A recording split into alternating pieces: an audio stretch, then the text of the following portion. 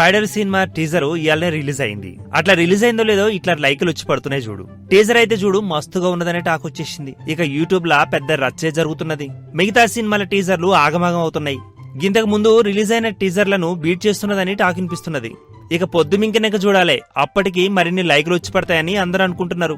ఇవాళ పొద్దుగాలే spider cinema teaser ను release చేసిర్రు. టీజర్ అయితే చూడు మస్తుగున్నదనే టాక్ వచ్చేసింది. అసలు ఈ పొద్దుగాల 9 గంటలకు టీజర్ ను రిలీజ్ చేస్తామన్నారు. ఇవాళ ప్రిన్స్ మహేష్ అన్న బర్త్డే కదా, ఫ్యాన్స్ కు సర్ప్రైజ్ గిఫ్ట్ ఇద్దామని 7:30కే రిలీజ్ చేసిర్రు. మహేష్ అన్న తన ఫ్యాన్స్ కు గీతీర్నార్ సర్ప్రైజ్ ఇచ్చిండు.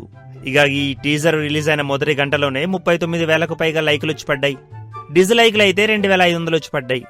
టీజర్ కు ఈ తీర్న పాజిటివ్ రెస్పాన్స్ వస్తున్నదని సినిమా తీసిన వాళ్ళు ఖుషి అవుతున్నారు.